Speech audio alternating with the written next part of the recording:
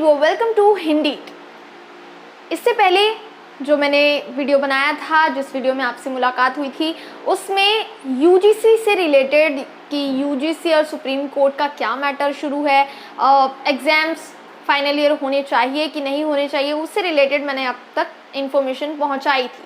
आप सब ये सोच रहे होंगे कि एजुकेशन से रिलेटेड टॉपिक्स पे ही मैं वीडियोस अभी इस वक्त क्यों दे रही हूँ, क्योंकि मुझे ऐसा लगता है कि वैसे तो बहुत सारी चीज़ें हैं जो अभी इस वक्त हमारे आसपास हो रही हैं, लेकिन अगर हम कोरोना वायरस की बात करें तो कोरोना वायरस की वजह से मेरे हिसाब से जो सबसे ज़्यादा जिस सिस्टम पर इफ़ेक्ट हुआ है वो है हमारा एजुकेशन सिस्टम। अब सोर्सेस के थ्रू ऐसा पता चल रहा है कि गवर्नमेंट 1 सितंबर से 14 नवंबर तक स्कूल्स रीओपन करने के बारे में सोच रही है, क्योंकि इसके पीछे एक बहुत वैलिड रीज़न है। बहुत सारे ऐसे स्टूडेंट्स हैं जिनके पास रिसोर्सेज नहीं हैं ऑनलाइन क्लासेस लेने के। हालांकि गवर्नमेंट ने पहले डिसाइड किया था कि कोरोना वायरस का टाइम है और पैंडेमिक की वजह से अगर स्टूडेंट्स क्लासेस अटेंड नहीं कर पाते हैं तो वो ऑनलाइन क्लास अटेंड कर सकते हैं। बहुत सारे टीचर्स यूज्ड टू हो गए थे कि वो क्लासेस दे रहे थे, अभी भी क्लासेस शुरू है, कई स्कूल्स में ऑनलाइन क्लासेस दे रहे हैं टीचर्स। लेकिन अब क्योंकि स्टूडेंट्स के पास उतने रिसोर्सेज नहीं है ऑनलाइन क्लासेस, बहुत सारे ऐसे स्टूडेंट्स हैं जिनके पास रिसोर्सेज नहीं है, तो उनके लिए सेंट्रल गवर्नमेंट सोच रही है। इसके अलावा ये भी बताया जा रहा है कि अब जो गाइडलाइन आने वाली है वो लास्ट अनलॉक की गाइडलाइन होगी।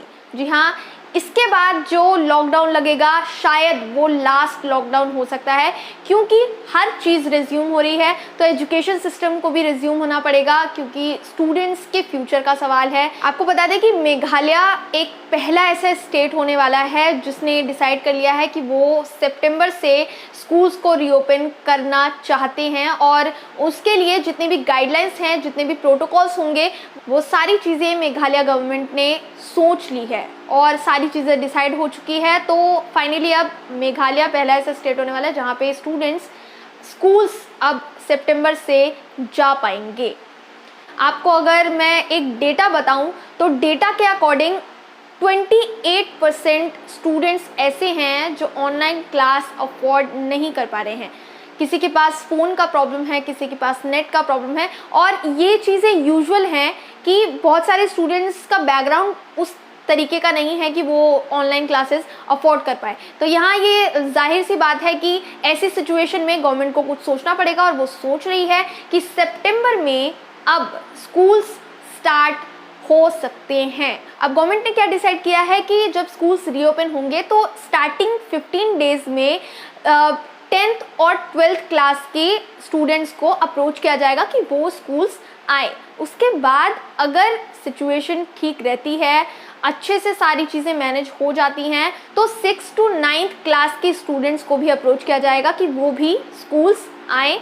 अभी स्टार्टिंग में 10th 12th की फिजिकल अटेंडेंस के बारे में सोचा जा रहा है। अगर वो सारी चीज़ें मैनेज हो जाती हैं तो आगे की क्लासेस स्टूडेंट्स ले पाएंगे कि नहीं ले पाएंगे, इसके बारे में गवर्नमेंट आगे सोचेगी। अभी गवर्नमेंट ने डिसाइड किया है कि अगर स्कूल्स रीओपन होते हैं तो स्टूडेंट्स के लिए 4 आवर्स डिसाइड किए गए हैं कि इन 4 आवर्स में ही स्टूडेंट्स अपनी स्टडी कंप्लीट करेंगे, जिनमें से 1 आवर जो होगा वो सैनिटाइजेशन और रिसेस के लिए होगा, जिसमें स्टूडेंट्स को सैनिटाइज किया जाएगा, उनके सैनिटाइजेशन पर ध्यान दिया जाएगा। तो अगर स्टूडेंट्स स्कूल आते हैं तो शिफ्ट्स डिसाइड की गई हैं कि 8 to 11 तक एक शिफ्ट होगी और फिर 12 to 3 तक दूसरी शिफ्ट होगी। तो ऐसे शिफ्ट वाइज स्टूडेंट्स को रखा जाएगा। वहीं अगर टीचिंग स्टाफ की बात करें तो टीचिंग स्टाफ में गवर्नमेंट ने डिसाइड किया है कि 33% कैपेसिटी टीचिंग स्टाफ के साथ ही स्कूल्स को रन